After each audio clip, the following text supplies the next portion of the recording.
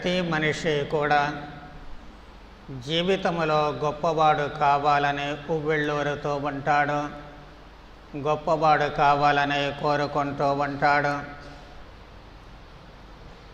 జీవితంలో ఉన్నత స్థాయికి ఎదగాలి అని, గొప్ప గొప్ప పదవులకు ఎదగాలి అని, అందరికంటే గౌరవప్రదమైనటువంటి స్థాయిలో ఉండాలి అని, ఇటు అధికారములో కానీ అటు సంపదలలో కానీ ప్రథమ స్థానములో నిలవాలి అని చెప్పి కోరుకుంటూ ఉంటాడు. అయితే ఇలా గొప్పవాడు కావాలి అని కోరుకోవడంలో తప్పు లేదు, కానీ ఆ గొప్పవాడు ఎలా అవ్వాలి అనడానికి ఎంచుకునేటువంటి మార్గాలు ఉంటాయి. అవి చాలా ముఖ్యమైనటువంటివి. వాటిలో సక్రమమైన మార్గాలు ఉంటాయి, అక్రమమైన మార్గాలు ఉంటాయి. కష్టపడి శ్రమించి తానెన్నుకున్నటువంటి రంగంలో అహర్నిశలు కృషి చేసి ఉన్నత స్థాయికి ఎదిగేటువంటి వాళ్ళు ఉన్నారు. అది అసలు అనుసరించాల్సిన మార్గము లేక సక్రమమైనటువంటి మార్గము. అలా కాకుండా తనకున్నటువంటి భుజబలముతోటో అంగబలముతోటో పదవి బలముతోటో లేక దౌర్జన్యముతోటో గొప్ప స్థానాలను గొప్పవాళ్ళు కావడానికి తపన పడుతూ అందుకు అడ్డం వచ్చేటువంటి వాళ్ళని అడ్డంగా నరుక్కుంటూ పోతూ ఎదురొచ్చిన వాళ్ళని అధఃపాతాళానికి త్రొక్కివేస్తూ సాటి మనిషి మీద గౌరవ భావాలు లేకుండా తనకంటే ఎవరు ఎక్కువ స్థానంలో ఉండకూడదు అనేటువంటి భావనతో అందరినీ కూడా త్రొక్కివేసి పైకి రావాలని అనుకునేటువంటి మనస్తత్వము ఉంది. అది సరి అయిన మనస్తత్వము కాదు, అది సక్రమ మార్గము కాదు, వక్ర మార్గము అవుతూ ఉంటుంది. ఈ అడ్డదారిన అందనంత ఎత్తుకు ఎరిగేటువంటి లేక ఎదిగేటువంటి ప్రబుద్ధులు ఉన్నటువంటి ప్రత్యేకంగా ఈ రోజులలో ప్రభువు చెప్పినటువంటి మాటలు అందరికీ కూడా శిరోధార్యమవుతూ ఉంటాయి. ఎవరైనా సరే గొప్పవాడు కావాలి అంటే ఆ మనిషి సేవకుడై ఉండాలి అంటూ ఉన్నారు.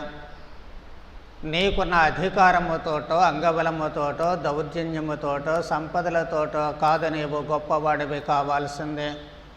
నీలో ఉన్నటువంటి సేవా తత్పరత, ఇతరులకు సాయం అందించేటువంటి ఉదారత నీలో ఉన్నప్పుడు అందరికీ అందనంత స్థాయికి ఎత్తుకు నీవు ఎదుగుతావు అనే ప్రభువు చాలా స్పష్టం చేస్తూ ఉన్నారు. అందుకు నిదర్శనమే మన రోజులలో మన కళ్ళ ముందు జీవించి మరణించినటువంటి పునీత మదర్ తెరీసా గారు ఓ నిలువెత్తు సాక్ష్యంగా తరతరాలకు మన కళ్ళ ముందు నిలిచిపోతూ ఉంటారు. అయితే వాస్తవానికి ముందు ప్రభువు ఉద్దేశ్యము ఏమిటే? శిష్యులను మార్గమధ్యములో మీరేం తర్కించుకుంటున్నారు అని అడిగినప్పుడు వాళ్ళు తెల్లముఖం వేస్తూ ఉన్నారు, మాట్లాడడం లేదు. ఎందుకు అంటే తమలో ఎవరు గొప్పవాడు అన్నటువంటి విషయాన్ని గురించి వాళ్ళు తర్కించుకుంటూ ఉన్నారు, వాదించుకుంటూ ఉన్నారు. మరి వాళ్ళు ప్రభువు ఉద్దేశ్యాన్ని అర్థం చేసుకోవడంలో ప్రారంభం నుంచి కూడా వెనుకడుగు వేస్తున్నారు, లేక అర్థం చేసుకోలేకపోతున్నారు అనేటువంటిది వాస్తవము. వాళ్లలో ఈ ఆలోచన అసలు ఎందుకు వచ్చింది అంటే ప్రభువే స్వయంగా చెబుతూ ఉన్నారు, మనుష్య కుమారుడు శత్రువుల చేతికి అప్పగింపబడను, వారు ఆయనను చంపుదరు. అసలు ఈ విషయాన్ని శిష్యులు గ్రహించలేకపోయారు అని సువిశేషకారుడు వ్యాఖ్యానిస్తూ ఉన్నారు. నిజంగా వాళ్ళు అర్థం చేసుకోలేకపోయింది ఏమిటే? ప్రభువు అంత స్పష్టంగా చెప్పినప్పటికీ కూడా వాళ్ళు ఎందుకు అర్థం చేసుకోలేకపోతున్నారు అని చెప్పి అంటే మనం కొంచెం జాగ్రత్తగా గమనించినట్లయితే సమస్తాన్ని వదిలివేసి ప్రభువుని అనుసరించినటువంటి వాళ్లకు అంతకు ముందు ఉన్నటువంటి ఆశయాలు ఆశలు తాము విన్నటువంటి అర్థం చేసుకున్నటువంటి ప్రవచనాలు మెస్సయ ఈ లోకానికి వస్తాడు, దైవ రాజ్యాన్ని స్థాపిస్తాడు అని. మరి తమ ఎదురుగా ఉన్నటువంటి యేసు మెస్సయగా వీళ్ళు గుర్తించారు. అందుకే సమస్తము వదిలి ఆయనను అనుసరిస్తూ ఉన్నారు. కాబట్టి ఖచ్చితంగా దైవరాజ్యాన్ని ఈయన స్థాపిస్తాడు అని వాళ్ళు నిజంగా మనకంటే బాగా అర్థం చేసుకున్నారు అనే చెప్పుకోవాలి. ఇతర రాజులను ఓడిస్తూ సుస్థిరమైనటువంటి దావీదు సింహాసనాన్ని ఆయన అలంకరిస్తాడు అన్నటువంటి ప్రవక్తల ప్రవచనాలు ప్రభువులో నెరవేరుతాయి అన్నటువంటి ఆశ నాటి శిష్యులకు లేకపోలేదు. మరి అలాంటప్పుడు ఖచ్చితంగా తనను అనుసరించినటువంటి వీళ్ళు ఉన్నతమైనటువంటి పదవులు అలంకరించడము ఖచ్చితము. అలాంటప్పుడు వీళ్ళలో ఆశలు కలగడము కూడా సహజమే అవుతూ ఉంటుంది. ఊరుకుండలేక ఒకసారి రాయప్ప గారు కూడా అడుగుతూ ఉన్నారు ప్రభువని, ప్రభు, మేము సమస్తాన్ని త్యజించి నిన్ను అనుసరించటమే, మాకు ఏమి లభించను? అందుకు ప్రభువు కూడా వారికి సరి అయినటువంటి అవగాహనతో కూడినటువంటి సమాధానాన్ని తాను ఇచ్చినప్పటికీ వాళ్ళు మరో రకంగా దాన్ని అర్థం చేసుకుంటూ ఉన్నారు. ప్రభువేమంటూ ఉన్నారు, పునరుత్థాన సమయమున మనుష్య కుమారుడు తన మహిమాన్వితమైన సింహాసనమున ఆసీనుడైనప్పుడు నన్ను అనుసరించిన మీరును 12 ఆసనములపై కూర్చుండి ఇశ్రాయేలు 12 గోత్రములకు తీర్పు తీర్చుదురు. ప్రభువు చెప్పినటువంటి ఈ మాటలు చాలా స్పష్టంగా వాళ్ళకు అర్థమవుతూ ఉన్నాయి. పునరుత్థాన సమయంలో అంటే మామూలుగా మనిషి మరణిస్తే అంతటితో ఆయన చరిత్ర పూర్తవుతూ ఉంటుంది. కానీ ప్రభువు ఏం చెబుతూ ఉన్నారు? మరణించి ఉత్థానమవుతారు అని అంతకుముందే చెబుతూ ఉన్నారు. పెద్దల చేతికి అప్పగింపబడతారు, వాళ్ళు చంపేస్తారు. చంపేస్తే మెస్సియా జీవితం అంతటితో అయిపోతుందంటే యేసు జీవితం అంతము కాదు, మళ్ళీ తిరిగి 3వ రోజున లేస్తారు. ఇప్పుడేం చెబుతూ ఉన్నారు? ఉత్థానమైనటువంటి యేసు. ఉత్థానము కాకముందు యేసు గురించి మాట్లాడడం లేదు. ఉత్థానమైనటువంటి యేసు మనుష్య కుమారుడు తన మహిమాన్వితమైన సింహాసనముపై ఆసీనుడైనప్పుడు, అంటే మరణాన్ని జయించినటువంటి మనిషికి ఇక మరణం ఉండదు. అలాంటి పరిస్థితులలో ఆయన సింహాసనముపై ఆసీనుడైతే రాజ్యాధికారాన్ని చేపడితే మరి వీళ్ళు కూడా శాశ్వతమైనటువంటి ఆ రాజ్యములో ఖచ్చితంగా తమకు ఉన్నతమైన పదవులు లభిస్తాయి అని వాళ్ళ ఆశలు సజీవంగా ఉండడానికి అవకాశము కలుగుతూ ఉంటుంది.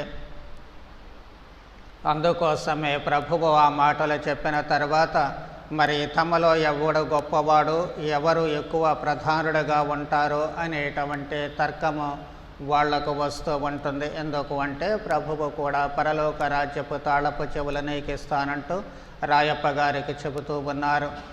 మరి ఎలాంటి పరిస్థితులలో ప్రధానమంత్రి ఎవరో, హోమ్ మినిస్టర్ ఎవరో, ఇలాంటి ఆలోచనలు తర్కాలు రావడం సహజమే అవుతూ ఉంటుంది.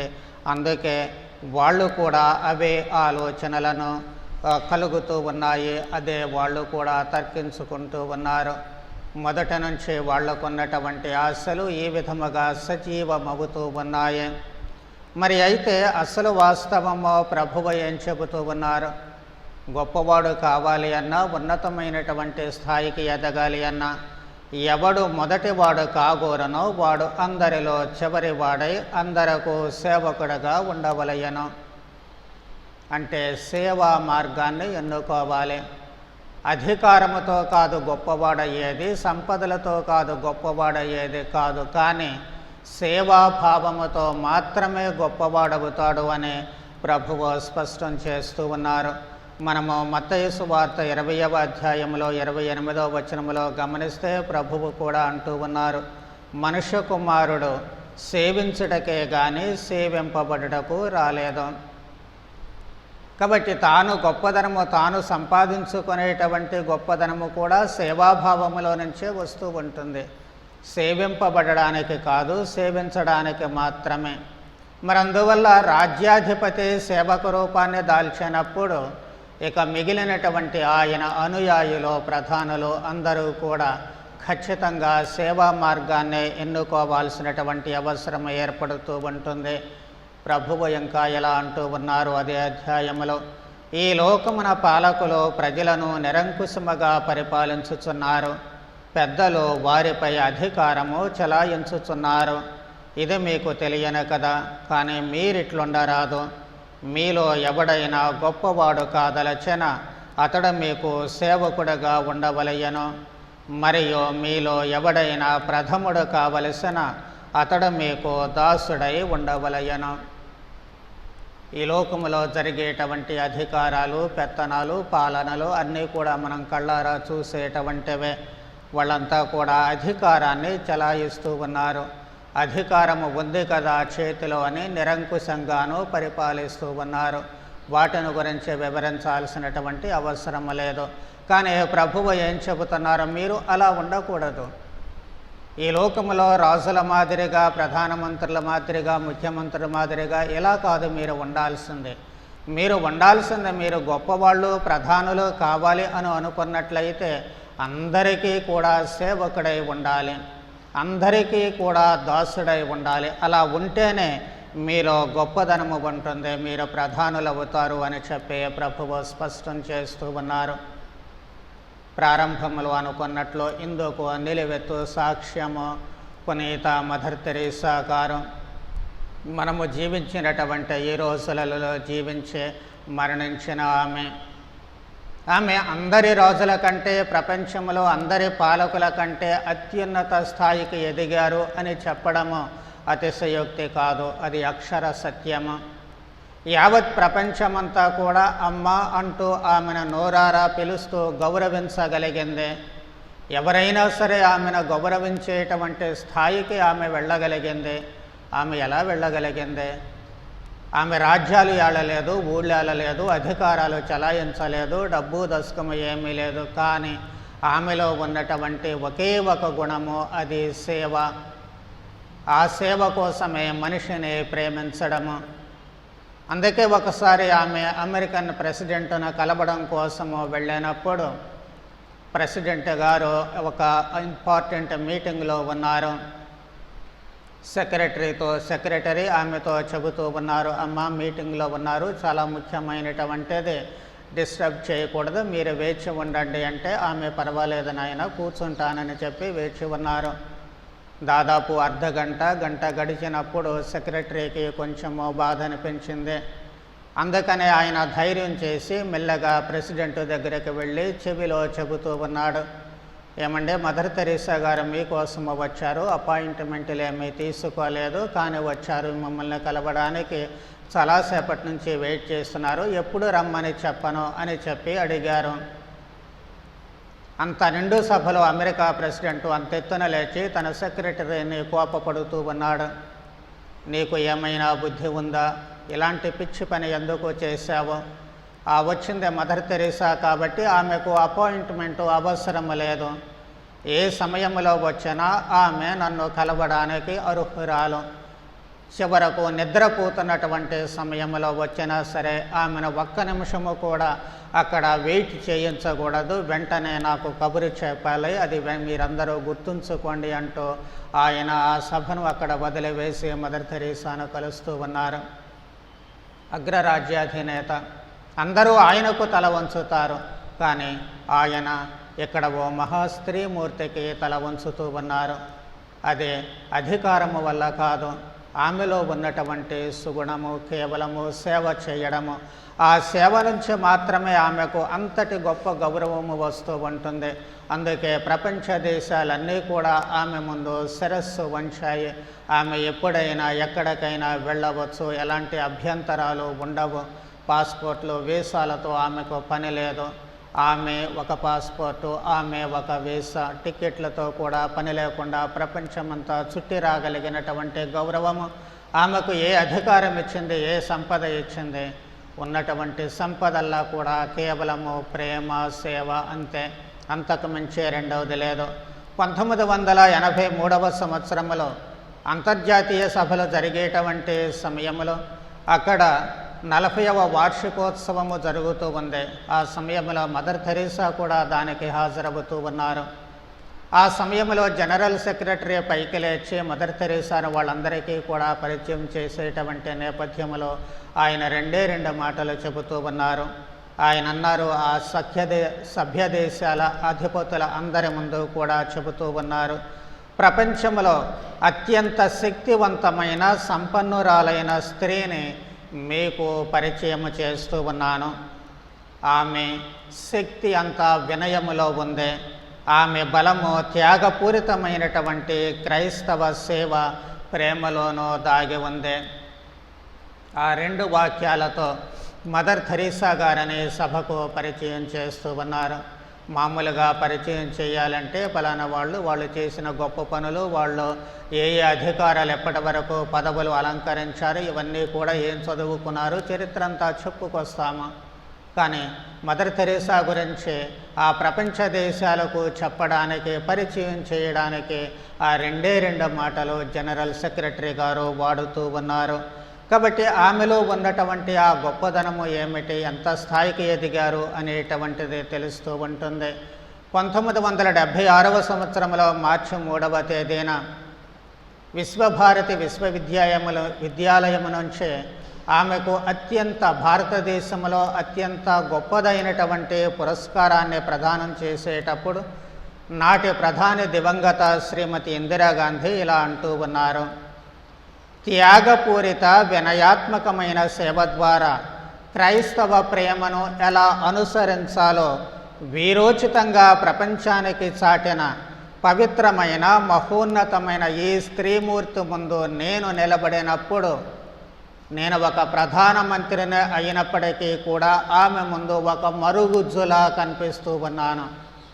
ఎంతటి అద్భుతమైనటువంటి మాటలో చూడండి. అది కూడా ఇందిరాగాంధీ చెప్పడం అంటే ఎలా చెప్పగలిగింది? అందరినీ శాసించగలిగినటువంటి ఆమె ఆ మహోన్నత తల్లి ముందు కేవలం నేను ఒక మరుగుజ్జులా కనిపిస్తున్నాను అని తానే స్వయంగా ప్రకటిస్తూ ఉన్నారు.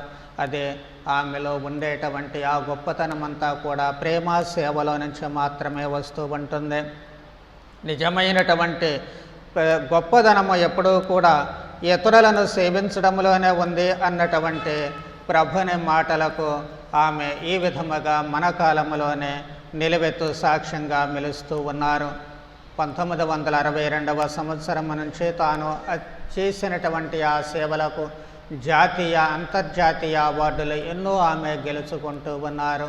కారణము కేవలము ఆమె అంత ఎత్తుకు ఎదిగింది అంటే ఆమెలో ఉండేటువంటి సేవాభావమే.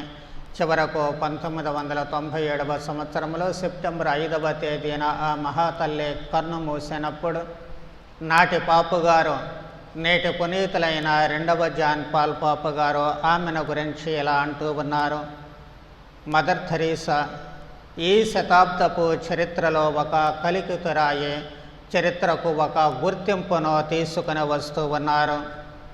ఆమె తన సేవల ద్వారా అందరూ కూడా దేవుని సున్నితమైన ప్రేమానురాగాలను ఆస్వాదించేటట్లు చేసి మానవాళి మర్యాదను, గౌరవాన్ని పెంచుతూ ఉన్నారు. చాలా చక్కటి మాటలో తల్లి గురించి ఆయన చెబుతూ ఉన్నారు. ఆమె ఎంత గొప్పదనాన్ని సంతరించుకుంది అంటే మనము మొదట నుంచి అనుకుంటున్నట్లుగా ఏ అధికారము వల్ల కాదు, ఆమెలో ఉన్న ఏ ప్రతిభా పాఠవాల వల్ల కాదు, ఆమె చదువుకున్న గొప్ప చదువుల వల్ల కాదు, లేక సాధించిన ఘనకార్యాల వల్ల కాదు, కేవలము అందరికీ సేవకురాలుగా ఉండడమే. రోడ్డు మీద ఉన్నటువంటి వాళ్ళు, విసర్జించబడినటువంటి వాళ్ళు, దిక్కు లేనటువంటి వాళ్ళందరినీ పోగు చేసి వారికి ప్రేమను పంచారు. మీకు నేనున్నాను అన్నటువంటి భావనతో వారికి సేవ చేశారు. వాళ్ళు కూడా దేవుని చేత ప్రేమించబడే వాళ్ళే అన్నటువంటి మనశ్శాంతి, తృప్తి వాళ్లకు లభించేటట్లు చేయగలిగారు. అదే ఆమెను ఉన్నతమైనటువంటి స్థానానికి లేవనెత్తుతూ ఉంటుంది. కాబట్టి ఈ సేవాభావాన్ని గనక మనము మనస్సులో ఉంచుకున్నట్లయితే ఖచ్చితంగా ఉన్నతులు కావడానికి అవకాశము కలుగుతూ ఉంటుంది. అందుకు అవసరమైనటువంటి మనస్తత్వము ఎలా ఉండాలి అనేది మళ్ళీ ప్రభువే అంటూ ఉన్నారు. అదేమిటి అంటే పసి మనస్తత్వము, పసిబిడ్డల మనస్తత్వము. పసిబిడ్డల మనస్తత్వం ఏమిటి? తల్లిదండ్రులపై ఆధారపడేటువంటి మనస్తత్వము. ప్రతిదానికి కూడా వాళ్ళు తల్లిదండ్రులపై ఆధారపడుతూ ఉంటారు. కల్మషరహితమైనటువంటి మనస్తత్వము వారికి ఉంటూ ఉంటుంది. కాబట్టి మనము ఎవరి మీద ఆధారపడాలి? పిల్లలు తల్లిదండ్రుల మీద ఆధారపడినట్లే మనము దేవుని మీదనే ఆధారపడాలి.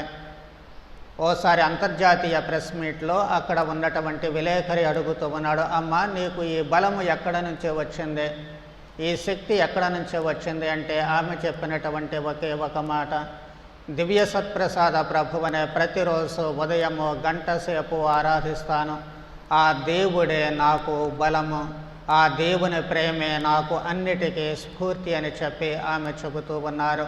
కాబట్టి దేవునిపై ఆధారపడేటువంటి మనస్తత్వము మనకు ఉండాలి. ఎప్పుడైతే దేవుడిపై మనం ఆధారపడుతూ ఉంటామో అప్పుడే సేవ చేసేటువంటి బుద్ధి మనకు వస్తుంది. అప్పుడే ఇతరులను ప్రేమించగలిగినటువంటి బుద్ధి మనకు వస్తూ ఉంటుంది. అప్పుడే మనము సేవాభావముతో సేవకులముగా ఉండడానికి అవకాశము కలుగుతూ ఉంటుంది. అయితే మనము జాగ్రత్తగా అప్రమత్తంగా ఉండాల్సినటువంటి అంశము మరొకటి ఉంది. అదేమిటి అంటే ఈ సేవా ప్రేమాభావాలకు చెదలు లాంటిది అసూయ, స్వార్థపరత్వము. మనిషిలో ఎప్పుడైతే అసూయ వస్తూ ఉంటుందో, మనిషిలో ఎప్పుడైతే స్వార్థము అనేటువంటిది వస్తూ ఉంటుందో అది చెదలు పట్టినట్లుగా అవుతూ ఉంటుంది. వాటి ఎడల మనము చాలా జాగ్రత్తగా ఉండాలి అని చెప్పి మనము రెండవ పఠనంలో చూస్తూ ఉన్నాము. రెండవ పఠనాన్ని జ్ఞాపకం చేసుకున్నట్లయితే అక్కడ మనకు చాలా స్పష్టంగా చెప్పబడుతూ ఉంటుంది. యాకోబు గారు తన క్రైస్తవులకు వ్రాసినటువంటి లేఖలో ఆయన అంటూ ఉన్నారు, అసూయ స్వార్థపరత్వములు ఎక్కడ ఉండునో అక్కడ అలజడియు సర్వ విధములకు నీచ కార్యములు కూడా ఉండును. ఎప్పుడైతే మనలో అలజడి ఉంటుందో, నీచ కార్యాలు మనలో నుంచి పుట్టుకొస్తూ ఉంటాయో ఇంకా మనలో ప్రేమ ఉండదు, సేవ ఉండదు. వాటికి చెదలులాగా ఇవి కూడా పడుతూ ఉంటాయి. అందుకోసమే దివ్యమైన వివేకము కావాలి అంటున్నారు ఆయన. సేవ చేయాలి అంటే దివ్యమైన వివేకము ఉండాలి. ఎందుకంటే మన గురల్లా కూడా సేవ మీదనే ఉండాలి. మన లక్ష్యమల్లా కూడా వాళ్ళ అవసరాన్ని బట్టి వాళ్ళపై ప్రేమ చూపించడం మీదే ఉండాలి. అది లేకపోతే ఏమవుతూ ఉంటుంది, శరీరములో దాగి ఉండేటువంటి వ్యామోహముల నుండి అన్ని రకాలైనటువంటి కలహాలు పుట్టుకొస్తాయి అని చెప్పి యాకోబు గారు చెబుతూ ఉన్నారు. మీ మధ్యలో ఈ గొడవలన్నీ ఎందుకు వస్తూ ఉన్నాయి? మీ మధ్యలో పోట్లాటలు ఎందుకు వస్తూ ఉన్నాయి? మనస్పర్ధలు ఎందుకు వస్తూ ఉన్నాయి? ఆయన అంటూ ఉన్నారు, మీ శరీరంలో దాగి ఉన్నటువంటి ఈ వ్యామోహాలే. రకరకాలైనటువంటి వ్యామోహాలు, పదవుల కోసం వ్యామోహాలు కావచ్చు, ధనం కోసం వ్యామోహం కావచ్చు, పేరు కోసం వ్యామోహం కావచ్చు, కీర్తి ప్రతిష్టల కోసం వ్యామోహం కావచ్చు. రకరకాలైనటువంటి వ్యామోహాలు మనలో ఉన్నప్పుడు ఖచ్చితంగా మనలో స్వార్థము అనేటువంటిది వస్తుంది. మనలో అసూయ అంటే ఇతరులు ఎదిగేటప్పుడు దాన్ని మనం సహించలేకపోతూ ఉంటాము. ఇవి రెండూ ఉంటే మనం చేసే పని వదిలేసి వాళ్ళు చేసే పని గురించి ఆలోచిస్తూ ఉంటాము. వాళ్ళు చేసే పనిని విమర్శించడంతో మన జీవితం కలిసిపోతూ ఉంటుంది. కానీ నేనేం చేయాలి, ఎలా జీవించాలి అనేటువంటి ఆలోచన మత్సుకు కూడా మనలోనికి రాదు. అదే చెదలు పట్టి మన జీవితాలను సర్వనాశనం చేస్తుంది అనేటువంటి విషయాన్ని మనము గ్రహించాలి. అందుకే ఆయన అంటూ ఉన్నారు, మీరు ఆశించుచున్నారు కానీ పొందుటలేదు, కనుక చంపుటకైనను సిద్ధపడుదురు. మనలో పుట్టేటువంటి వ్యామోహాలు, వాటిని మనము సాటిస్ఫై చేయలేనప్పుడు, వాటిని మనము పొందలేనప్పుడు, సంతృప్తి పరచలేనప్పుడు ఓ రకమైన చిరాకు పుట్టుకొస్తూ ఉంటుంది. ఎప్పుడైతే ఈ చిరాకు పుట్టుకొస్తూ ఉంటుందో మనకు పలానా వాళ్ళు అడ్డం వస్తున్నారు, లేకపోతే వీళ్ళు ఆటంకంగా ఉన్నారు అనేటువంటి భావం ఆటోమేటిక్గా వస్తూ ఉంటుంది. ఎప్పుడైతే అది వస్తూ ఉంటుందో వాళ్ళను అడ్డు తొలగించుకోవాలి. అది ఏ పద్ధతి అన్నా కానివ్వండి, మన లక్ష్యం వల్ల వాళ్ళు మనకు అడ్డం ఉండకూడదు అంతే. ఆ భావంలో అనేకమైనటువంటి దుష్కార్యాలు మనము చేస్తూ ఉంటామని చెప్పి యాకోబు గారు చాలా స్పష్టం చేస్తూ ఉన్నారు. అందుకే ఆయన చివరిగా ఒక మాట చెబుతున్నారు, మీకేమి కావలయనో వాని కొరకై దేవుని అర్థింపకపోవుట చేతనే మీకు కావలసిన వానిని పొందలేకున్నారు. మనం చాలా అడుగుతూ ఉంటాము, కానీ నిజంగా మనకు అవసరమైనటువంటిది ఏమిటి అనేది మనకు తెలియదు. ఆ తెలియకుండా ఏదో నోటుకొచ్చినట్లు అడుగుతూ ఉంటాము. మనకు కావాలి అనుకున్నటువంటిది ఎంతవరకు మనకు ఉపయోగం అనేటువంటి దాని గురించి మనము స్పష్టంగా ఉండలేకపోతూ ఉంటాము. అందుకే దాన్ని పొందలేకపోతున్నాము అని చెప్పి అంటూ ఉన్నారు. ఎందుకు అంటే ఉద్దేశ్యాలు మంచివి కానప్పుడు. ఉద్దేశం మంచిది కాకపోతే మనం అడిగేది మంచిది కాదు. మనం అడిగేది మంచిది కానప్పుడు దేవుడు మనకు దానిని అనుగ్రహించరు. అందుకే మనము ఈ విధమైనటువంటి వ్యామోహాలకు లొంగిపోయి మనలో ఎప్పుడూ కూడా స్వార్థము, అసూయలు తిష్ట వేసుకుని కూర్చొని మనలను అధఃపాతాళానికి నొక్కివేస్తూ ఉంటాయి. వాటిని వదిలివేసినప్పుడే మనలో స్వచ్ఛమైనటువంటి ప్రేమ పుడుతూ ఉంటుంది. మనలో త్యాగపూరితమైనటువంటి ప్రేమ పుడుతూ ఉంటుంది. ఈ ప్రేమ ఉంటే ఖచ్చితంగా ఇతరులకు మనము చేయి చాచి ఓ అడుగు ముందుకు వేసి సేవ చేయగలుగుతూ ఉంటాము. ఈ అత్యల్పులలో ఎవరికి ఏది చేసినా అది నాకు చేసినట్లే ప్రభువు చాలా స్పష్టంగా చెబుతూ ఉన్నారు. కాబట్టి ఆ భావము మనసులో ఉన్నప్పుడు మనకు కావాల్సింది కాదు కానీ వాళ్ళకేం కావాలి అనేటువంటిది మనకు ఆలోచన వస్తుంది. మనము దేవుని అర్థించేటువంటిది మనకేం కావాలి కాదు కానీ మనకంటే ఇంకా ఎక్కువ అవసరములో ఉన్నటువంటి వారికేం కావాలి అని మనం అడుగుతూ ఉంటాము. అప్పుడు వారికి ఏం కావాలో ఇచ్చేటువంటి ఆ దేవుడు అదే సమయంలో వారికి సాయం చేయడానికి మనకేం కావాలో ఆయనే స్వయముగా మనకిస్తూ ఉంటారు. అందుకే ఏనాడు ఏ విధమైనటువంటి లోటు లేకుండా మదర్ తెరేసా గారు జీవించగలిగారు. ఆ సూత్రాన్ని పాటిస్తే ఈరోజు మనము కూడా జీవించగలము. కాబట్టి ఇలాంటి సేవాభావము, త్యాగముతో కూడినటువంటి ప్రేమభావము మనలో అన్ని వేళలా ఉండేటట్లు కావలసిన వరానుగ్రహాలు దయచేయమని మహామాతృమూర్తి అయిన మదర్ తెరేసా ద్వారా ప్రార్థన చేద్దాం. పితా పుత్ర పవిత్రాత్మ నామమున.